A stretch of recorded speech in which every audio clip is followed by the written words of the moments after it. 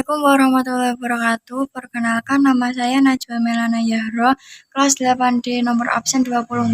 Di video ini saya akan membacakan materi tentang keselamatan di jalan raya. Sejak belakangan ini, tingkat kecelakaan jalan raya semakin meningkat. Banyak nyawa korban dalam tragedi tersebut. Oleh karena itu, kita seharusnya waspada dan berusaha mengurangi tingkat kecelakaan di jalan raya itu. Langkah-langkah salah satu usaha mengurangkan tingkat kecelakaan jalan raya adalah dengan memberi pendidikan tentang peraturan di jalan raya kepada siswa. Contohnya melalui mata pelajaran PKJR, Pendidikan Keselamatan Jalan Raya. Siswa diberikan informasi tentang maksud simbol-simbol pada papan keselamatan jalan raya dan langkah-langkah keselamatan yang harus diambil ketika berada di jalan raya. Ini dapat meningkatkan kesadaran siswa tentang pentingnya menjaga keselamatan di jalan raya. Di samping itu, kita hendaklah menjadi pengguna jalan raya yang baik, tertib, dan mematuhi peraturan yang ada. Meningkatkan kemacetan pada jalan perkotaan maupun jalan luar kota yang diakibatkan bertambahnya kepemilikan kendaraan, terbatasnya sumber daya untuk membangunkan jalan raya, dan belum optimalnya pengoperasian fasilitas lalu lintas yang ada, merupakan persoalan utama di banyak negara. Telah diakui bahwa usaha benar diperlukan bagi penambahan kepastian, di mana akan diperlukan metode efektif untuk perencanaan dan perencanaan agar didapat nilai terbaik bagi suatu pembiayaan dengan pertimbangkan biaya langsung maupun keselamatan dan dampak lingkungan. Jaringan jalan raya merupakan prasarana transportasi dapat yang memegang peranan yang sangat penting dalam sektor perhubungan, terutama untuk keseimbangan distribusi barang dan jasa.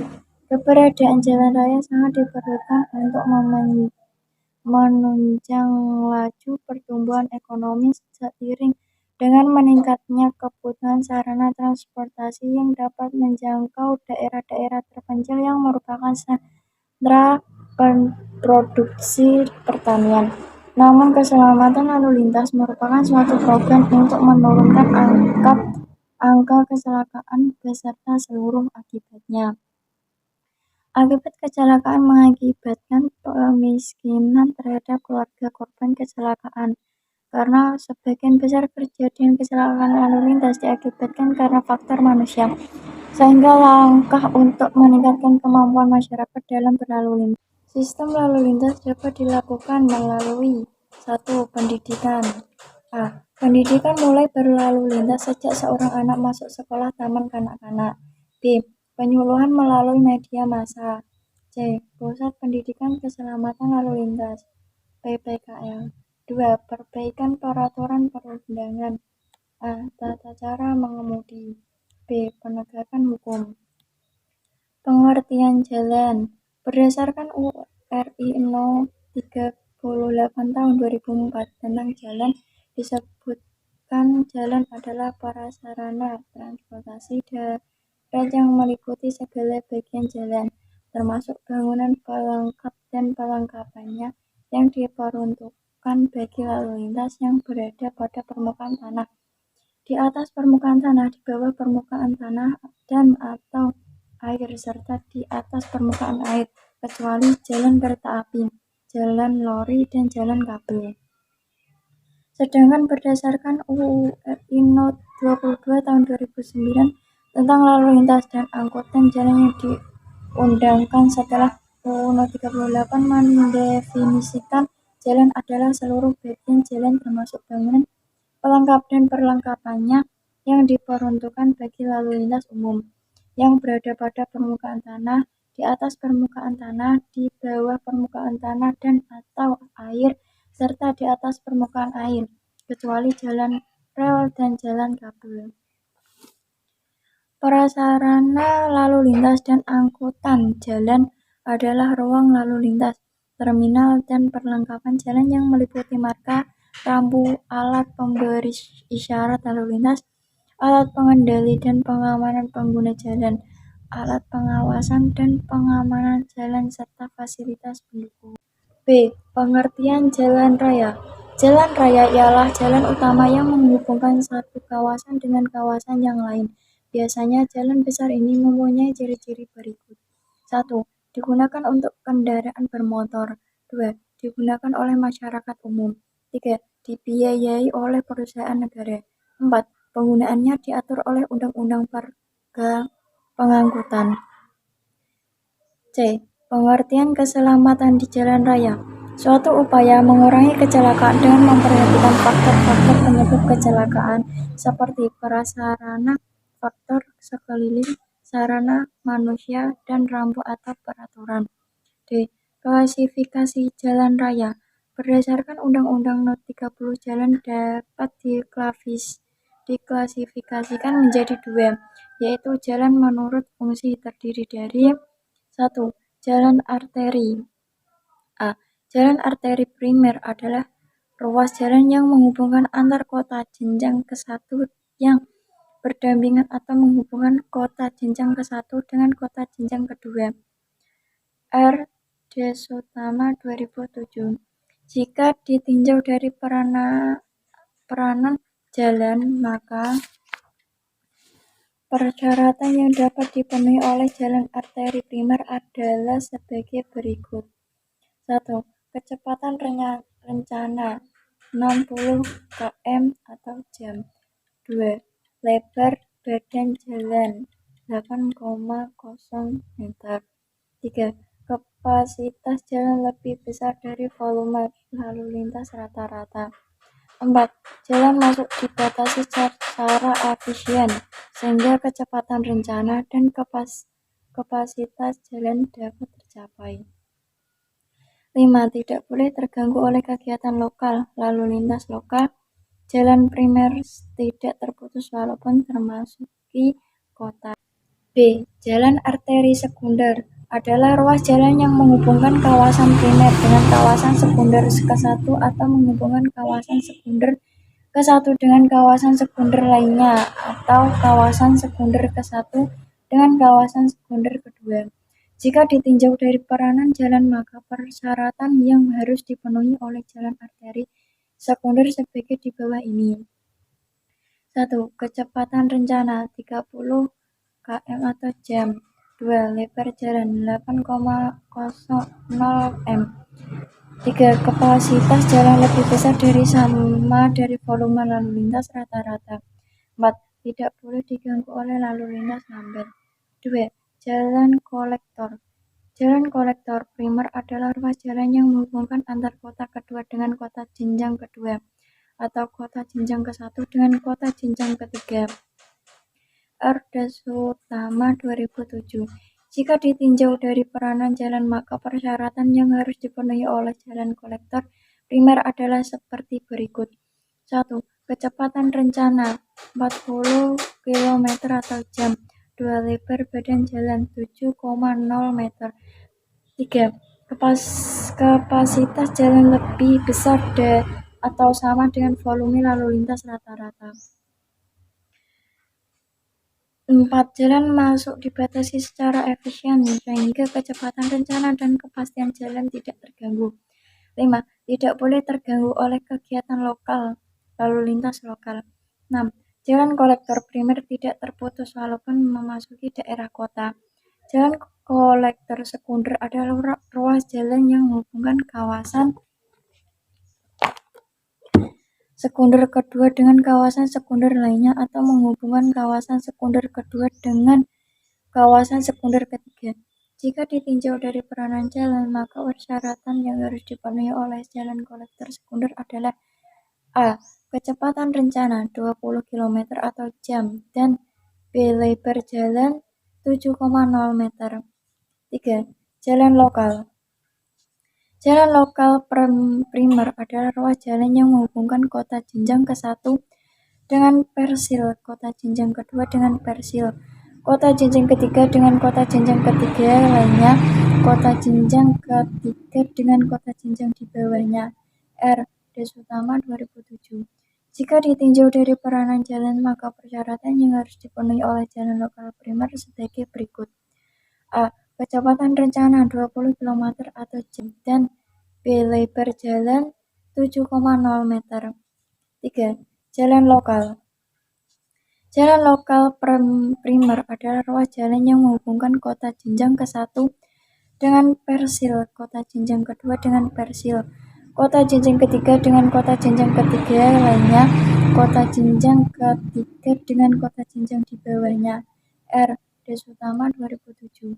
Jika ditinjau dari peranan jalan, maka persyaratan yang harus dipenuhi oleh jalan lokal primer sebagai berikut.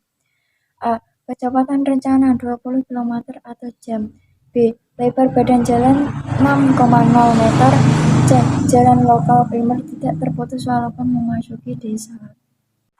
Jalan lokal sekunder adalah ruas jalan yang menghubungkan kawasan sekunder ke-1 dengan perumahan, atau kawasan sekunder kedua dengan perumahan, atau kawasan sekunder ketiga dan seterusnya dengan perumahan. Jika ditinjau dari peranan jalan, maka persyaratan yang harus dipenuhi oleh jalan lokal sekunder seperti di bawah ini. A. Kecepatan rencana 10 km atau jam. B. Lebar jalan 5,0 meter. 4. Jalan lingkungan. Jalan di lingkungan adalah merupakan jalan umum yang berfungsi melayani angkutan lingkungan dengan ciri-ciri seperti pada tabel 2.1 sebagai berikut. E. Jenis aktivitas di jalan raya. 1. Aktivitas pejalan kaki. Pejalan kaki adalah istilah dalam transportasi yang digunakan untuk menjelaskan orang yang berjalan di lintasan pejalan kaki, baik di pinggir jalan, trotoar, lintasan khusus bagi pejalan kaki, ataupun menyeberangi jalan. Untuk melindungi pejalan kaki dalam berlalu lintas, pejalan kaki wajib berjalan pada bagian jalan yang menyeberang pada tempat penyeberangan yang telah disediakan bagi pejalan kaki. A. Kewajiban pejalan kaki. 1. Berjalan pada bagian jalan yang diperuntukkan bagi pejalan kaki atau pada bagian jalan yang paling kiri apabila tidak terdapat bagian jalan yang diperuntukkan bagi pejalan kaki. 2. Menggunakan bagian jalan yang paling kiri apabila membawa kereta dorong. 3. Menyeberangi di tempat yang telah ditentukan. Dalam hal tidak terdapat tempat penyeberangan yang ditentukan, pejalan kaki dapat menyeberang di tempat yang dipilihnya dengan memperhatikan keselamatan dan kelancaran lalu lintas. Rombongan pejalan kaki di bawah pimpinan seseorang harus mempergunakan lajur paling kiri menurut arah lalu lintas. Pejalan kaki yang merupakan penyandang cacat tunanetra wajib mempergunakan tanda-tanda khusus yang mudah dikenali oleh pemakai jalan lain. B. Kawasan pejalan kaki. Kawasan pejalan kaki adalah kawasan yang khusus diperuntukkan bagi pejalan kaki. Kendaraan pribadi dilarang masuk di kawasan ini. Di kawasan ini pejalan kaki yang diutamakan. Kawasan ini biasanya dibangun di daerah perkotaan, kawasan wisata. Salah satu contoh di Jakarta adalah di kawasan Pasar Baru. 2. Aktivitas bersepeda. Bersepeda merupakan salah satu model transportasi darat yang menggunakan sepeda. Sepeda pertama kali diperkenalkan pada abad ke-19 Masehi. Banyak penggemar sepeda yang melakukan kegiatan. Orang mempergunakan sepeda sebagai model transportasi rutin, juga dapat disebut komuter. Penggunaan sepeda sebagai model transportasi rutin tidak hanya dilakukan oleh pekerja yang bekerja di sektor non-formal, tetapi juga dilakukan oleh pekerja yang bekerja di sektor formal. Para pekerja di sektor formal yang menggunakan sepeda sebagai moda transportasi rutin ini sebagian besar tergabung oleh komunitas pekerja bersepeda atau yang dikenal dengan nama Big The Works Indonesia (BDW Indonesia). Selain para pekerja, sepeda juga banyak digunakan oleh anak sekolah. Selain karena tidak membutuhkan biaya tambahan, bersepeda juga dapat dilakukan di jalan yang kurang bagus sekalipun. Bersepeda bagi anak sekolah juga dapat mengurangi bahaya kecelakaan dalam berkendara dan berlalu lintas. A. Cara bersepeda yang baik di jalan raya. 1. Berpakaianlah dengan benar.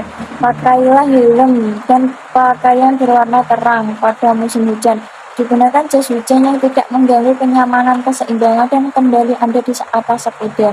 2. Patuhi rambu dan peraturan lalu lintas, tak ada bedanya dengan pengguna jalan yang lain. Bersepeda di jalan raya juga harus mematuhi rambu dan peraturan lalu lintas. Jangan pernah bersepeda melawan arus jalan. Pengemudi kendaraan bermotor tak akan memperhatikan sepeda yang melaju di jalur jalan yang salah. 4. Pakailah helm. Jangan menggunakan piranti, handphone dari welcome maupun handphone.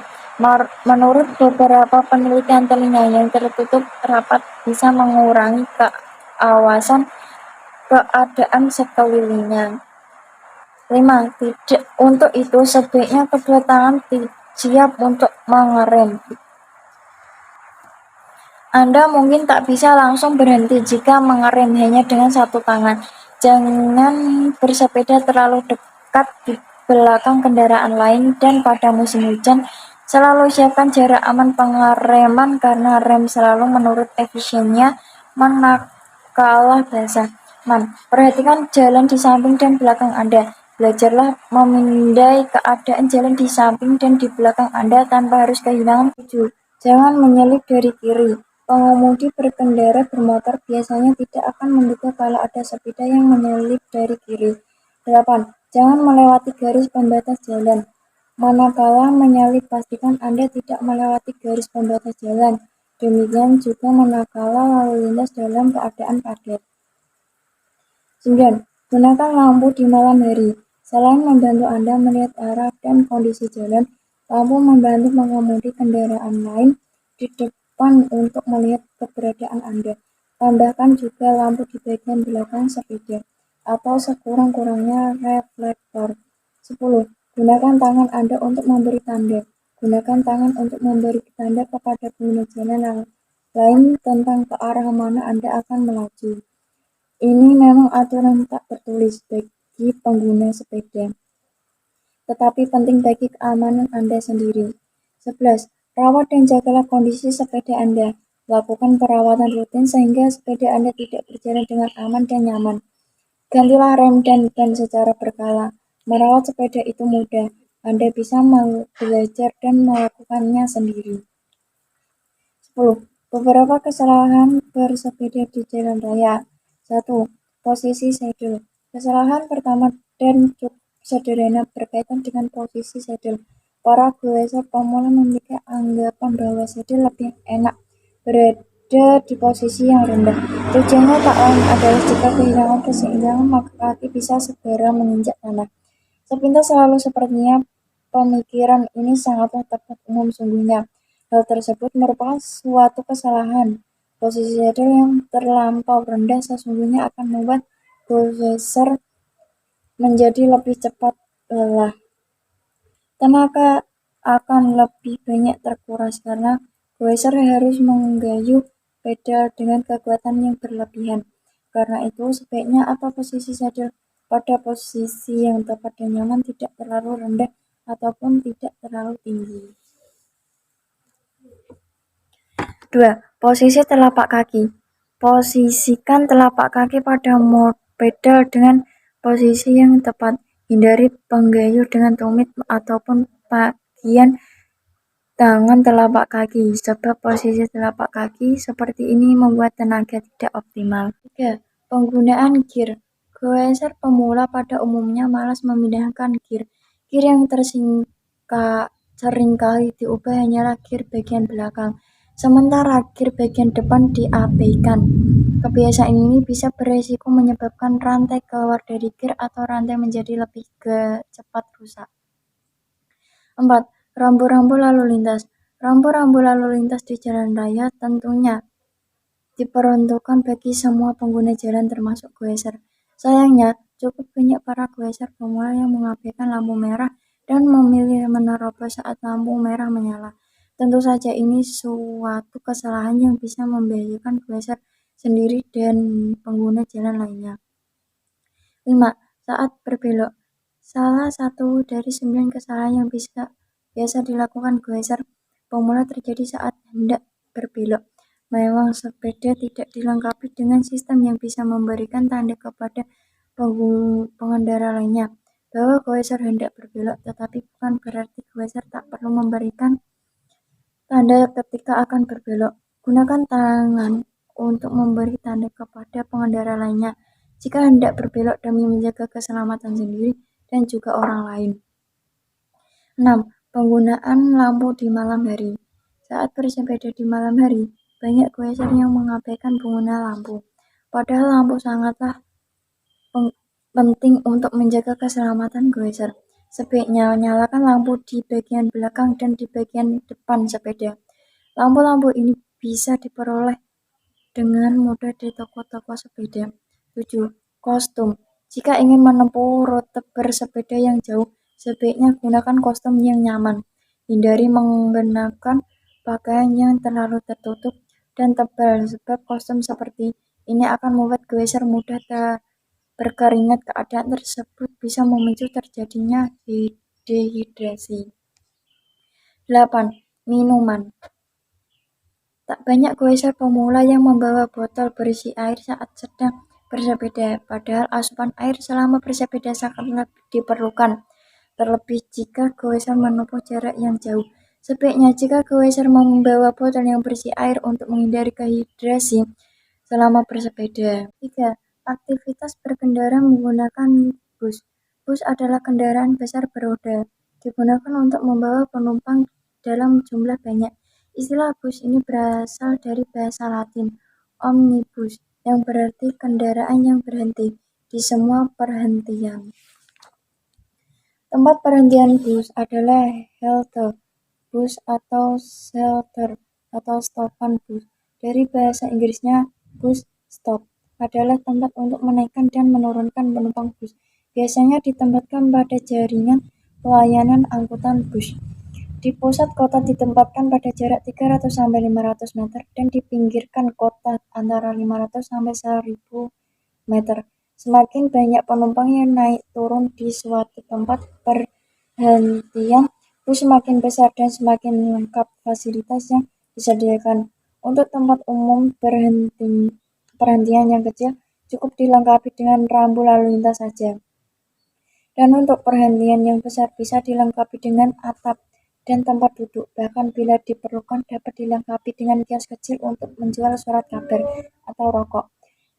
Jarak antar tempat perhentian tergantung kepada lokasi di pusat kota dengan kegiatan yang tinggi. Disarankan 1. 400 meter ataupun kurang dari itu sedang di pinggiran kota dengan kerapatan yang rendah dan ditempatkan pada jarak antara 600-1000 meter. Untuk mendapatkan jarak antara yang optimal disarankan menggunakan modeling perencanaan angkutan umum. 2. B. Berikut adalah cara menggunakan bus atau angkot. 1. Bertanyalah mengenai rute bus atau angkot kepada teman sekolah, kuliah, atau kerja Anda. Kalau Anda malu, bertanya kepada orang tua di rumah Anda atau peman Google. Semua bus atau angkot memiliki kode angka atau huruf yang mewakili rute yang dilalui. Misal, bus pusat Asia yang beredar di Jakarta dengan kode P11 memiliki rute pulang pergi PP dari Terminal Pulau Gedung sampai Lebak Bulus, vice versa.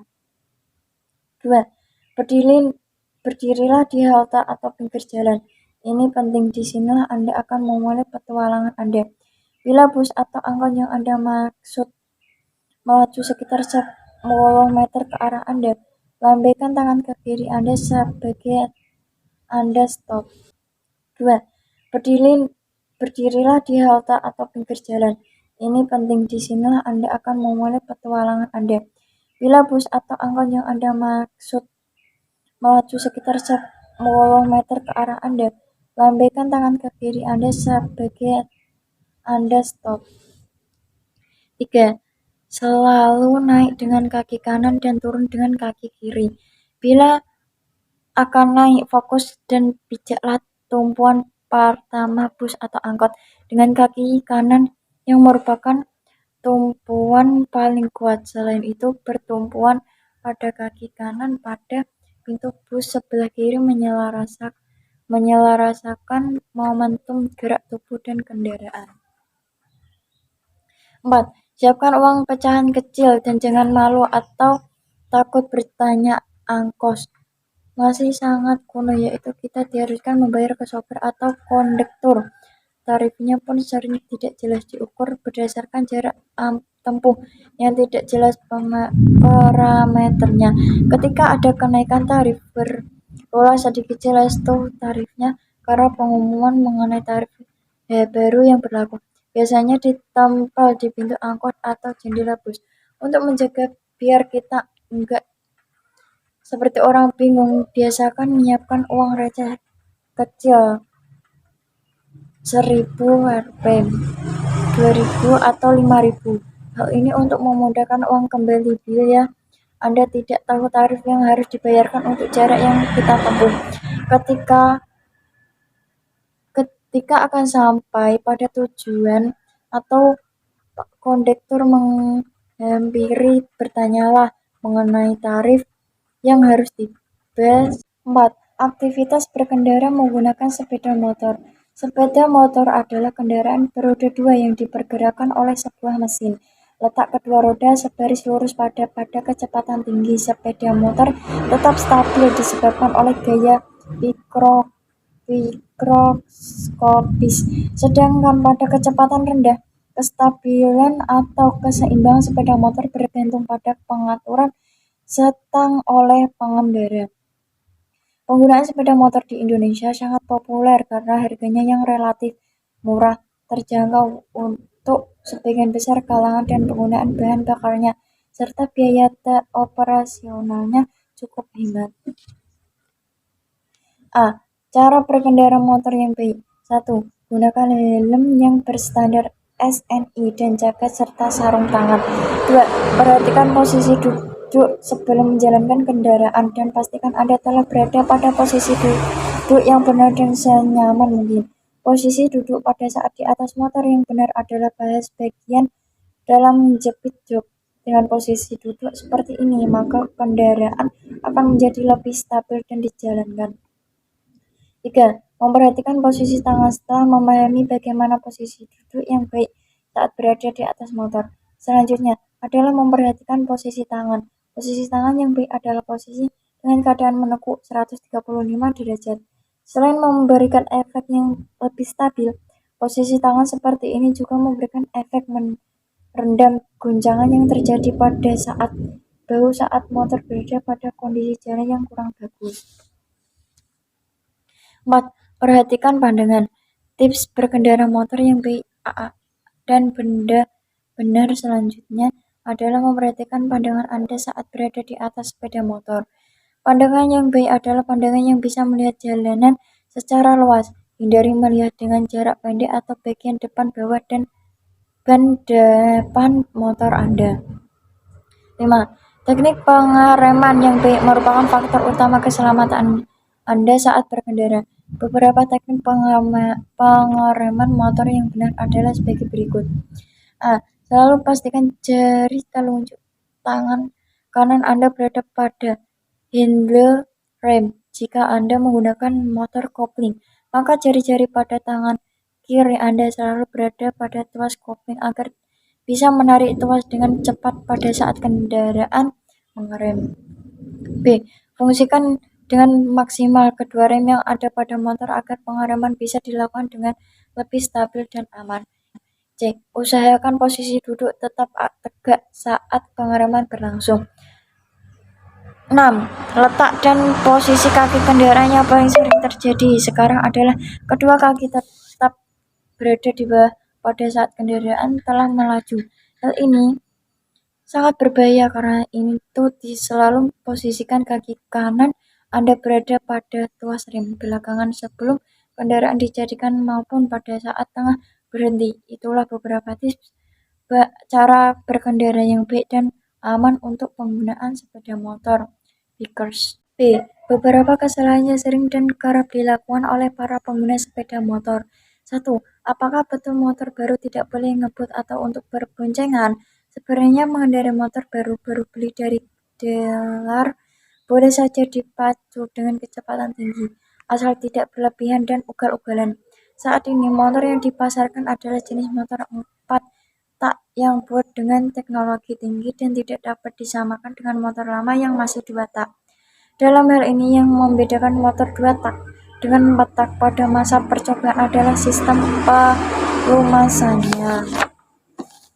2. Memanasi mesin terlalu lama.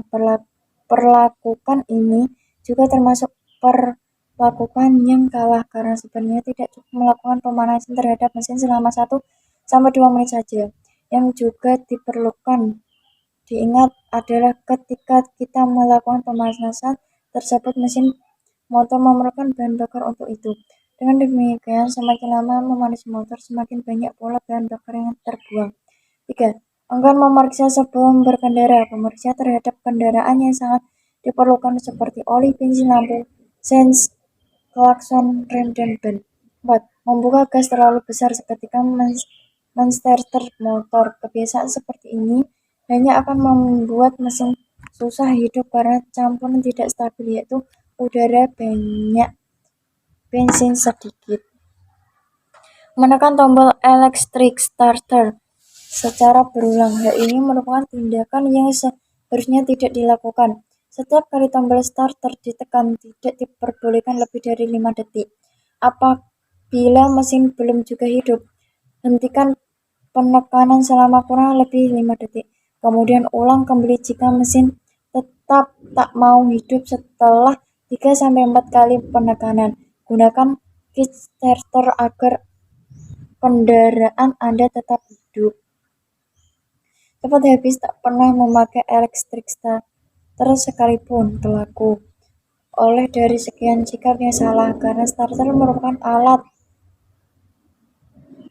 yang pengaman dalam berkendara. Selanjutnya, apabila tidak memakai electric starter adalah elektronik yang berhubungan dengan mesin akan menjadi macet. 7. Gas terbuka terlalu besar pada gigi 1. Ini contoh yang tidak boleh ditiru. Hal ini dapat menyebabkan motor tersentak dan spontan berlompat ke depan. Yang betul ketika akan menjalankan motor dengan menutup gas secara penuh, kemudian masuk dan transmisi pertama gigi 1. Selanjutnya menaikkan gas secara perlahan. 8. Kaki selalu menekan pedal rem. Hindari hal yang sama sekali tidak baik, selalu menekan pedal rem. Pedal rem terus tertekan selama berkendara akan mengakibatkan kanvas rem menjadi cepat habis dan juga mesin terasa menderita.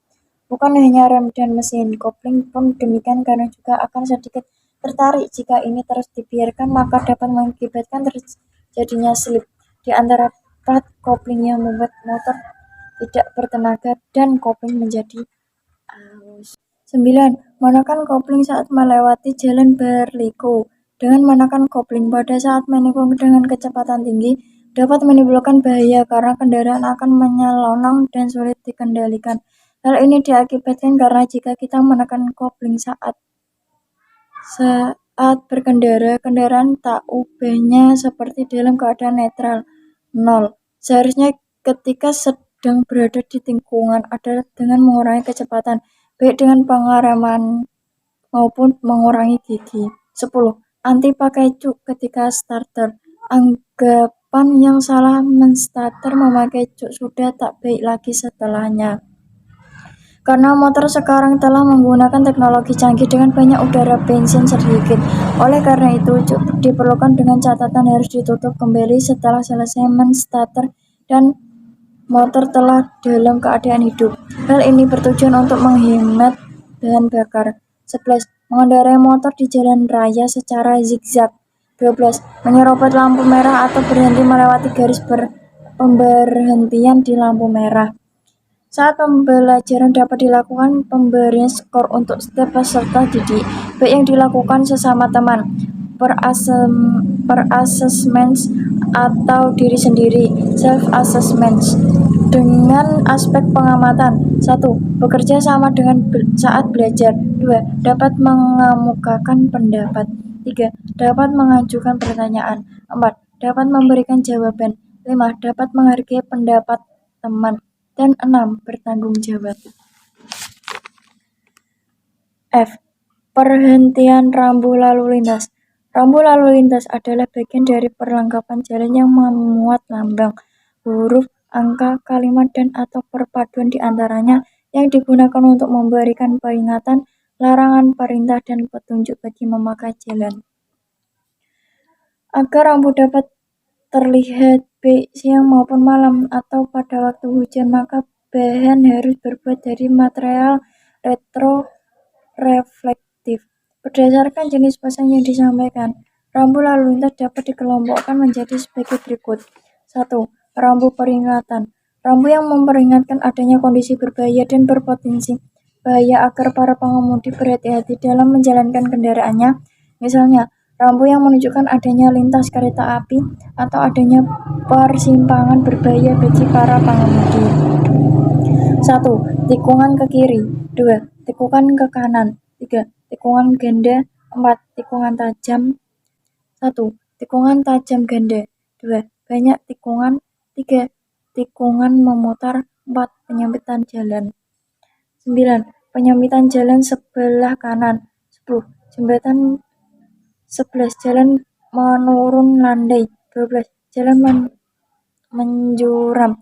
13. Jalan menanjak landau. 14. Jalan menanjak curam. 15. Jalan licin. 16. Cekungan. 9. Penyempitan jalan sebelah kanan. 10. Jembatan. 11. Jalan menurun landai. 12. Jalan menurun curam. 13. Jalan menanjak landai. 14. Jalan menanjak curam. 15. Jalan licin. 16. Cekungan. 17. Jalan cembung atau alat pembatas kecepatan. 18. Jalan bergelombang. 19. Lontaran kerikil. 20. Lampu lalu lintas. 21. Persimpangan 4 arah. 12. Penyeberangan pejalan kaki. 23. Area banyak pejalan kaki. 24. Area pejalan kaki anak-anak. 2. Rambu petunjuk. Rambu yang memberikan petunjuk atau keterangan kepada pengemudi atau pemakai jalan lainnya tentang arah yang harus ditempuh atau letak kota yang akan dituju lengkap dengan nama dan arah letak itu berada. 1. Rambu petunjuk 1. Kode warna coklat untuk tujuan wisata. 2. Rambu petunjuk 2. Kode warna putih untuk jalan tol dan biru untuk fasilitas umum. 3. Penanda jarak. 4. Rambu petunjuk rute jalan nasional. 5. Masuk tol. 6. Keluar tol. 7. Simpang susun dengan jalan tol lain. 3. Rambu larangan. Rambu ini untuk melarang penggunaan dan pergerakan lalu lintas tertentu. Misalnya, A. Rambu larangan berhenti. B. Rambu larangan membunyikan isyarat suara. C. Semua kendaraan dilarang lewat. 4. Rambu perintah. Rambu ini untuk memerintahkan penggunaan dan pergerakan lalu lintas tertentu. Misalnya, A. Rambu pemerintah memasuki lanjut yang ditunjuk. B. Rambu batas minuman kecepatan. C. Rambu perintah bagi jenis kendaraan tertentu untuk melalui lajur dan atau jalur tertentu. G. Pengertian markah jalan. Markah jalan tidak baku. Markah jalan adalah suatu tanda yang berada di permukaan jalan atau di atas permukaan jalan yang meliputi peralatan atau tanda yang membentuk garis membujur, garis melintang, garis seorang, serta lambang lainnya yang berfungsi untuk mengarahkan arus lalu lintas dan membatasi daerah kepentingan lalu lintas. 1. Marka membujur. Marka membujur adalah tanda yang sejajar dengan sumbu jalan.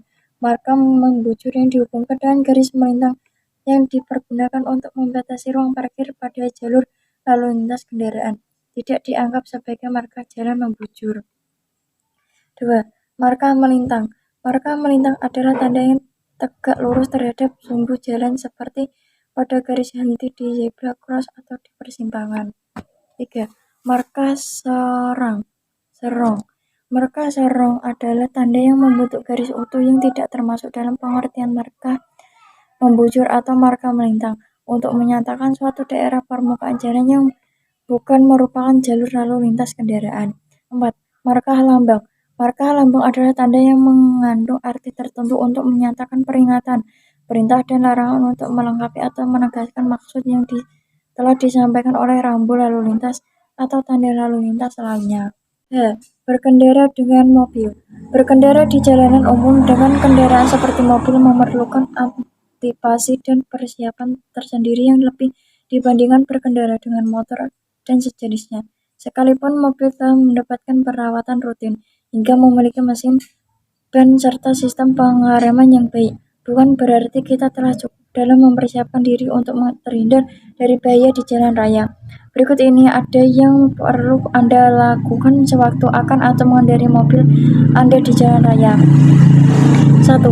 Hal pertama, melakukan pemeriksaan pada kendaraan mobil Anda, seperti memeriksa minyak rem, tekanan angin pada ban, mengecek lampu di indikator, memeriksa bagian bawah kendaraan dan kebocoran oli dan sebagainya. Intinya, pastikan kondisi mobil Anda sudah cukup prima untuk berjalan. 2. Mengemudikan mobil dengan beban berlebih tentu tidak baik. Selain mengganggu keseimbangan juga akan memboroskan bahan bakar. Untuk itu, sebaiknya pindahkan sebagai barang-barang yang kurang penting dari dalam kendaraan Anda. 3. Gunakan sabuk pengaman safety belt dengan fit baik dan benar, yaitu dengan menyilangkannya dari bagian tulang bau ke pinggul. Dengan demikian, berat badan tubuh Anda bisa terjaga dengan baik jika terjadi benturan atau bentakan mendadak. 4. Posisikan dengan baik perangkat spion mobil bagian dalam dan luar sehingga Anda bisa melihat secara bebas sebagai posisi dari badan mobil dan keadaan sekitarnya dengan leluas. Untuk bagian tak terlihat, usahakan untuk menenggakkan kepala seperti saat di mana Anda perlu untuk berpindahan jalur atau berputar arah. 5. Sebaiknya peganglah setir sesuai dengan prosedur yang idealnya posisi penggunaan tangan ada di arah jam 3 dan jam 9, dan gunakanlah jari Anda ketika perlu untuk menyalakan lampu belok atau wiper. 6. Fokuslah dalam mengemudikan mobil, hilangkan berbagai pikiran yang mengganggu konsentrasi Anda berkendara. Berbagai aktivitas menggunakan juga perlu ditinggalkan seperti merokok ataupun menelpon. Jika memang hal tersebut memang dirasa perlu untuk dilakukan, sebaiknya Anda terlebih dahulu menepi atau gunakan hands-free untuk mudah berkomunikasi telepon. 6. 7. Jagalah jarak aman, baik sisi samping, kiri, dan kanan, serta depan dengan kendaraan lain untuk menghindari keadaan mendadak, karena dengan besarnya ruang atau jarak Anda akan melakukan antisipasi. 8. Sekalipun mobil Anda sudah mendukung teknologi ramah lingkungan, lakukanlah pengobaran gigi transmisi pada RPM 2000 sampai dengan 2500 rpm. Karena mesin berbahan bakar bensin umumnya bekerja optimal di kisaran putar 2000 sampai 2500 rpm. 9. Lakukanlah sebagai trik efisiensi bahan bakar yang aman, seperti mengangkut injakan kaki pada pedal gas lebih dulu dan biarkan mobil meluncur sebelum Anda menginjak rem saat akan menikung. 10. Matikan mesin mobil jika Anda berhenti atau menepi selama lebih dari 1 menit, karena mesin mobil hidup dalam keadaan diam selama 3 menit saat artinya seperti mesin mobil melakukan perjalanan 1 jam pada kecepatan rata-rata 50 km atau jam. Macam-macam pelanggaran lalu lintas dan sanksinya. Berbagai pelanggaran kerap dilakukan oleh pengguna jalan raya. Ironisnya, kelainan tersebut tak jarang merugikan orang lain. Seringkali terjadi kecelakaan yang membuat orang lain terluka atau bahkan tewas. 1. Menerobos lampu merah. Lampu lalu lintas atau traffic lights merupakan sebuah komponen vital pengaturan lalu lintas. Namun ironisnya, pelanggaran terhadap lalu lintas ini justru menempati urutan pertama sebagai jenis pelanggaran yang paling sering dilakukan pengguna kendaraan bermotor. Bagi pelanggarnya dapat dikenakan denda Rp250.000. 2. Tidak menggunakan helm. UU 22 tahun 2009 tentang lalu lintas dan angkutan jalan sudah mengatur mengenai kewajiban pengendara sepeda motor untuk menggunakan helm berstandar nasional Indonesia (SNI). Bahkan dalam UU tersebut dengan jelas tertera pula sanksi jika pengemudi tidak mengenai helm, maka ia bisa dipidana dengan pidana kurungan paling lama 1 bulan atau denda paling banyak Rp250.000. 3. Tidak menyalakan lampu kendaraan. Pasal 107 Undang-Undang 22 Tahun 2009 tentang lalu lintas dan angkutan jalan menyatakan bahwa pengemudi kendaraan bermotor wajib menyalakan lampu utama kendaraan bermotor yang digunakan di jalan pada malam hari dan pada kondisi tertentu. Kemudian pada ayat kedua dinyatakan pengemudi sepeda motor selain mematuhi ketentuan sebagaimana dimaksud pada ayat 1 wajib menyalakan lampu utama pada siang hari. Pelanggaran sering terjadi terutama untuk kewajiban menyalakan lampu di siang hari. Bagi pelanggaran dapat dikenakan denda Rp250.000. 4. Tidak membawa surat kelengkapan berkendara. Aksi tilang yang dilakukan pihak kepolisian juga sering terjadi terhadap pengendara yang tidak membawa surat-surat berkendara seperti surat izin mengemudi, SIM, serta surat tanda nomor kendaraan (STNK). Bagi pelanggaran dapat dikenakan denda Rp500.000 dan SIM Rp250.000. 5. Melawan arus kontraflow. Di kota-kota besar seperti Jakarta, para pengendara sepeda motor ucap kali bersikap seenaknya di jalan dengan melawan arus. Mereka seolah tutup mata dengan adanya pengendara lain yang berjalan berlawanan arah dengan mereka. Dalam pasal 287 ayat 1 dan 2 Undang-Undang Lalu Lintas dan Angkutan Jalan Nomor 22 Tahun 2009 disebutkan maksimal denda Rp1 juta untuk kendaraan roda 4 dan Rp500.000 untuk kendaraan roda 2. 6. Melanggar rambu-rambu lalu lintas. Pelanggaran terhadap rambu-rambu lalu lintas ucap kali terjadi. Parkir di bawah rambu dilarang parkir serta berhenti di depan tanda larangan stop sudah menjadi aktivitas yang sering dilakukan. Padahal menurut ketentuan pasal 287 ayat 1 Undang-Undang No. 22 Tahun 2009, jenis pelanggaran tersebut bisa terancam hukuman pidana, kurungan paling lama 2 bulan atau denda paling banyak Rp500.000. 7. Menerobos jalur busway. Maraknya kecelakaan akibatnya aksi nekat pengendara yang masuk ke jalur busway juga tidak membuat pengendara lainnya jerah. Menurutnya, aturan denda sudah diatur dalam Undang-Undang Nomor 22 Tahun 2009 tentang lalu lintas pada pasal 287 ayat 1 dan 2 Undang-Undang Nomor 22 Tahun 2009 merupakan sanksi Rp500.000 untuk roda 4 dan 2 bagi yang melanggar rambu lalu lintas. 8. Tidak menggunakan spion. Pentingnya kesadaran menggunakan kaca spion saat berkendara seringkali diabaikan, padahal kaca spion dapat membantu pengemudi untuk memastikan bahwa kondisi saat itu kondusif untuk membelokkan kendaraan. Hal ini juga berguna untuk meminimalisir terjadinya kecelakaan. Berdasarkan Undang-Undang Nomor 2 tentang Lalu Lintas dan Angkutan Jalan Pasal 285 ayat 1, pengendara akan ditilang atau didenda sebesar Rp250.000 jika kendaraannya tidak dilengkapi dengan kaca spion. 9. Berkendara melewati trotoar.